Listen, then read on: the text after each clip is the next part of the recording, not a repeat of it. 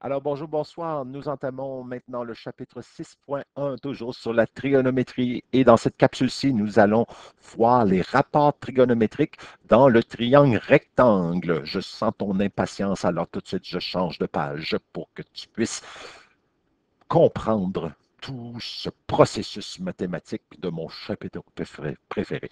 Alors donc, souviens peut-être d'avoir vu un triangle rectangle dans lequel il y avait un angle de 30 degrés.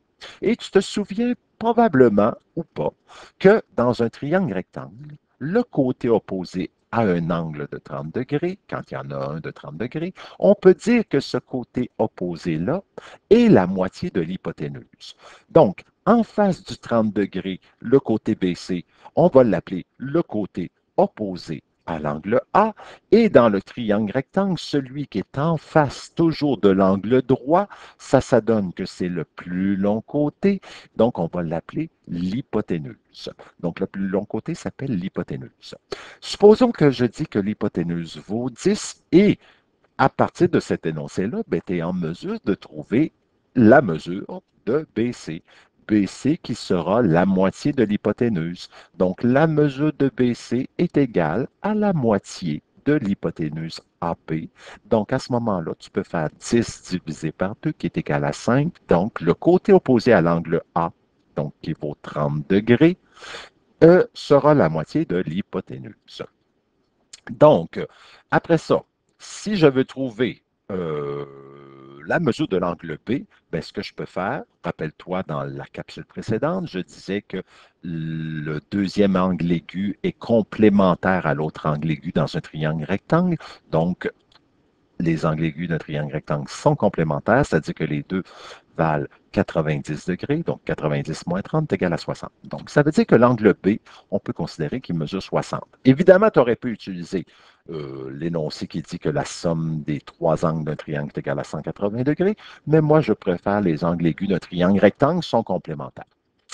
Donc, le côté qui est en face de 60 degrés, donc qui est la mesure de AC, lui, on va l'appeler côté opposé à l'angle B.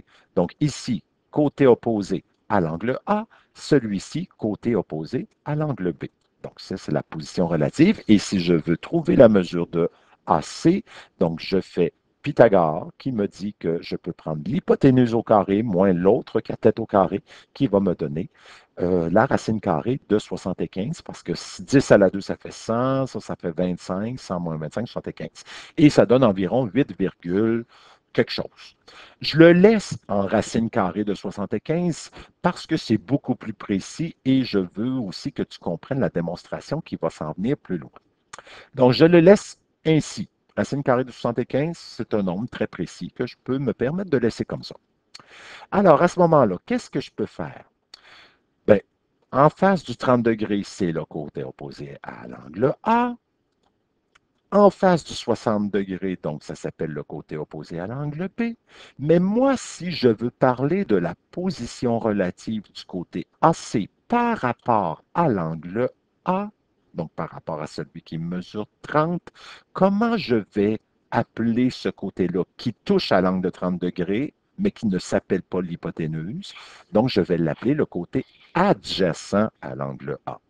Et la même chose par rapport à 60 degrés, le côté qui touche à l'angle de 60 degrés, mais qui n'est pas l'hypoténuse, parce que l'hypoténuse, c'est le plus long côté, donc nécessairement, ça va être une cathète. Donc, cette cathète-là, je vais l'appeler côté adjacent à l'angle B. Donc, en face, c'est opposé, puis quand le côté touche à l'angle aigu, donc à ce moment-là, je vais l'appeler adjacent.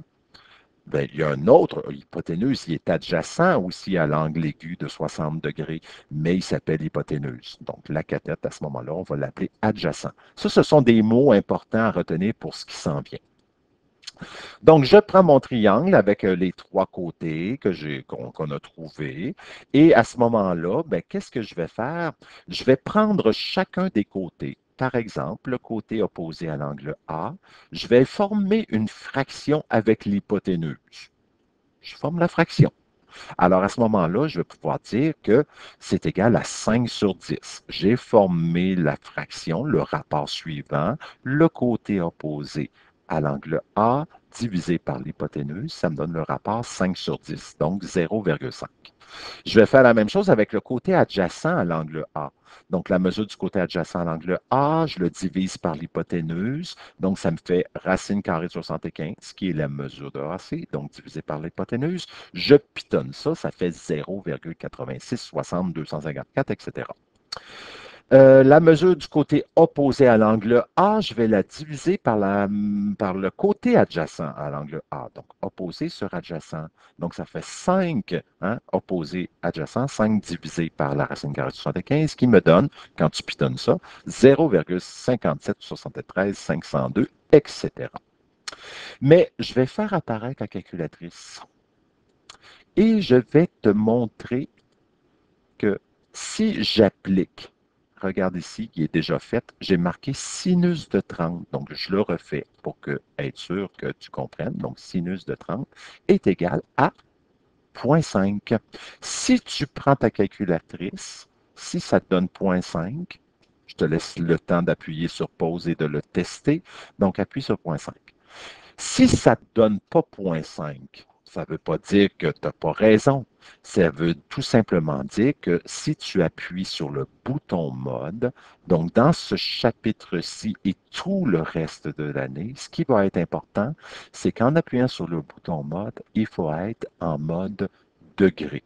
Parce qu'on va travailler toujours avec des angles en degrés. L'an prochain, cinquième secondaire, tu comprendras qu'est-ce que veut dire le mot radian, donc des angles en radian. Mais pour l'instant, tu dois t'assurer que tu es en mode degré. Donc, tu te promènes avec tes flèches. Si jamais, regarde ici, si jamais c'est lui ici qui est surligné en noir, donc à ce moment-là, tu prends tes flèches, tu t'en vas à côté, tu appuies Enter et il faut que tu sois en mode degré. Juste par expérience, si je suis en mode radian et que j'appuie sur, je sors de là, quit, j'appuie sur sinus de 30. Donc, comme on travaille avec des radians, alors à ce moment-là, la valeur obtenue n'est pas la même. Donc, si ça t'a donné ça du premier coup, c'est parce que tu étais en mode radian. Mais ce qui est important, il faut que tu sois absolument en mode ting ting, degré, enter, quit. Et voilà, regarde, je réappuie sur signe de 30 et ça me donne 0,5. Donc, quand je fais la mesure du côté opposé divisé par l'hypoténuse, en fait, ça me donne le sinus de cet angle-là, c'est-à-dire que le sinus d'un angle, c'est le côté opposé divisé par l'hypoténuse, c'est le rapport de ces deux côtés-là. Je fais la même chose. Ici, je vais faire donc cos de 30. Donc, si je fais réapparaître ma calculatrice, je fais cos de 30, cos de 30. Donc, là, tout le monde, on est en mode degré. Donc, regarde ici, cos de 30, en fait, qu'est-ce qu'il a fait? Il a pris le côté adjacent et il l'a divisé par l'hypoténuse. Et ce rapport-là sera toujours constant en faisant côté adjacent divisé par hypoténuse. Et bon, je te fais tangente de 30 degrés, tangente de 30 degrés, regarde bien ici, Enter. Donc, la tangente de 30 donne 0,5773 502.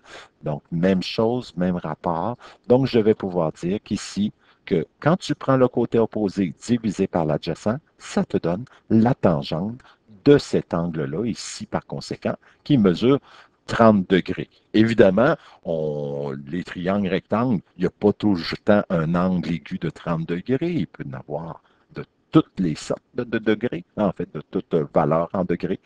Mais ce sera toujours un angle aigu dans le triangle rectangle parce que nécessairement, dans un triangle rectangle, les deux autres angles sont aigus. OK, bien si j'y vais maintenant, pardon, si j'y vais maintenant, je travaille avec l'angle de 60 degrés, donc l'autre angle aigu. Donc, tu te rappelles, ce côté-là, ici, il va s'appeler l'adjacent à l'angle B. Celui-là va s'appeler opposé à l'angle B.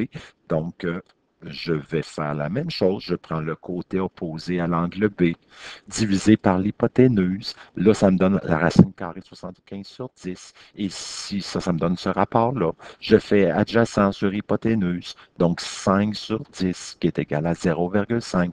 Je prends la mesure de l'opposé divisé par l'adjacent. Ça me donne la racine carrée de 75 sur 5, qui me donne 1,73. Et si tu prends ta calculatrice et que tu me fais sin de 60, parce que là, maintenant, on travaille selon l'angle aigu de 60 degrés, bien, ça va te donner cette valeur-là. En fait, il est allé chercher le côté opposé divisé par l'hypoténuse, donc 0,75, pas 0,75, mais racine carrée de 75 sur 10. Même chose, ici, ça va te donner le cos de 60 et ici, ça va te donner la tangente de 60. Donc, conclusion, en résumé, dans un triangle rectangle, avec l'hypoténuse, le côté opposé à l'angle A et le côté adjacent à l'angle A. Donc, si je m'intéresse au niveau de l'angle A, je vais pouvoir dire que le sinus d'un angle, donc de l'angle A ici, c'est la mesure de l'opposé à l'angle A sur, donc divisé par la mesure de l'hypoténuse. Donc, ça va me faire le petit a divisé par c. Le cos, lui, sera toujours l'adjacent divisé par l'hypoténuse, donc le petit b divisé par c qui est l'hypoténuse. Et la tangente sera toujours le côté opposé divisé par le côté adjacent, donc le petit a divisé par le petit b. Et si tu veux retenir ces trois formules-là, alors, à ce moment-là, moi, mon truc, le truc à M. Éric Mercier ici présent, moi, je suis allé chercher la première lettre du mot sinus. Je suis allé chercher les deux premières lettres du mot opposé. Je vais chercher les deux premières lettres du mot hypoténuse. Je rassemble ça dans l'ordre et ça me fait le mot Sophie. Donc, quand je vois le mot Sophie, c'est que le sinus d'un angle est égal à l'opposé divisé par l'hypoténuse. Alors, à ce moment-là, je prends même chose, même principe, même raisonnement. Première lettre du cos, C, adjacent, hypoténuse. Donc, ensemble, ça va faire le mot qu'a-dit. Sophie, qu'a-dit. Et même principe pour la tangente. Donc, ici, topade. Donc, Sophie, qu'a-dit topade, c'est ma façon à moi de retenir les trois formules de trigonométrie donc dans le triangle rectangle. Évidemment, tu as peut-être entendu parler que c'était SO, K, TOA. Donc, les premières lettres, donc ça fait l'expression SO, K, TOA. Donc, on dirait une expression amérindienne, SO, K, TOA. Ou tu as peut-être, dans l'ordre ici, on prononce le K, TOA, ZO, ça fait K, TOA, ZO, comme quatre oiseaux, quatre bipèdes à plumes. Donc, quatre oiseaux. Donc, c'est une autre façon aussi de retenir. Donc, à ce moment-là, tu peux choisir l'expression catoiseau ou Sophie cadistopade. C'est comme tu veux, mais dans les prochaines capsules, moi, ma référence, ce sera Sophie cadistopade. Donc, habitue-toi à mes références à moi. Merci de ta collaboration. Poursuivons. Va chercher ton cahier à la page 244, numéro 2. Donc, appuie sur pause pour aller le chercher. Et quand tu es prêt, réappuie sur play. Donc là, j'imagine que tu es prêt. Alors allons-y, le numéro 2A de la page 244. Donc, pour chacun des triangles suivants, là, il y en a d'autres triangles, mais là, on fait le A. Donc, pour ce triangle-là, ce qu'on va faire, il faut trouver la valeur du sinus, du cosinus et de la tangente des angles D et E. Donc, je sélectionne. Je commence par l'angle D. Donc, par rapport à l'angle D, tu vas toujours identifier, donc dans ton triangle, où est située l'hypoténuse. Donc, l'hypoténuse, donc j'écris HY. H-I-I pour hypoténuse. Ensuite, par rapport à l'angle D, tu vas identifier celui qui est en face qu'on va appeler l'opposé. Donc hop pour opposé. Et ensuite, celui qui touche à l'angle D mais qui ne s'appelle pas l'hypoténuse va s'appeler adjacent, donc ad. Donc on a le hop, ad, hi qui va me permettre d'utiliser la bonne formule. Donc si je veux le sinus de l'angle D, je vais aller chercher la formule SOPHI. Sinus, c'est SOPHI, donc va chercher le rapport de l'opposé divisé par l'hypoténuse. Donc, le sinus de D, l'angle, je ne le connais pas, mais je sais que le rapport de son opposé divisé par l'hypoténuse va me donner ici 8 sur 17, qui donnerait 0, quelque chose. Mais là, ici, la fraction, ça me parle, c'est suffisant pour ce problème-là. Et maintenant, si je veux le cosinus de l'angle D, donc le cos, c'est la formule CADI, donc j'écris cos de D qui est égal à l'adjacent, ton adjacent mesure 15, ton hypoténuse mesure 17, donc cos de D est égal à 15 sur 17. Donc ici, c'est le rapport, la valeur du cosinus de l'angle D. Et la tangente, ben, c'est topade, même principe. Donc je vais aller chercher l'opposé divisé par l'adjacent, donc tangente, T, op, divisé par ad, topade, donc 8 sur 15. Je fais la même chose avec l'angle E. L'angle E, c'est l'autre angle aigu, donc qui est complémentaire à l'angle D.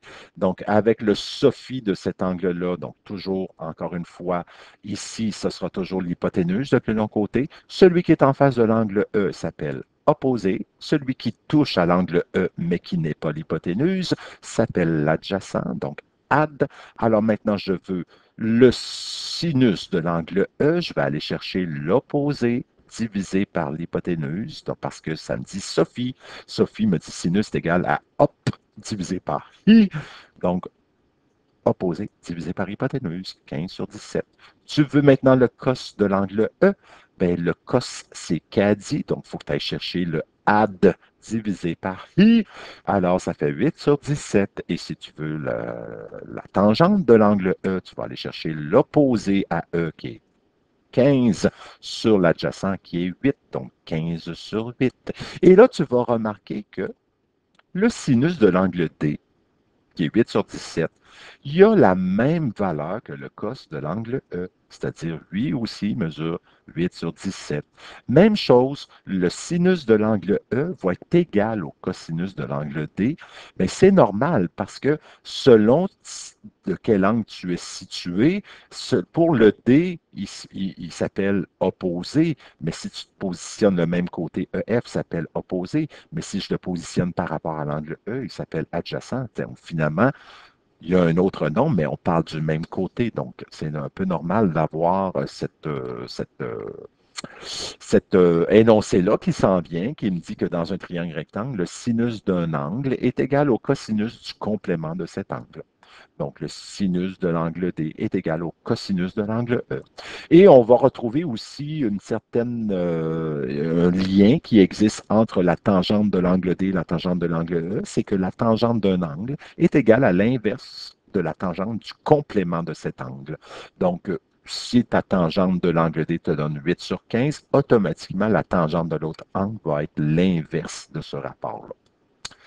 Et c'est déjà la fin de cette capsule. Donc, tu as du travail à faire. Amuse-toi et interpelle-moi si tu as des questions. Bye bye.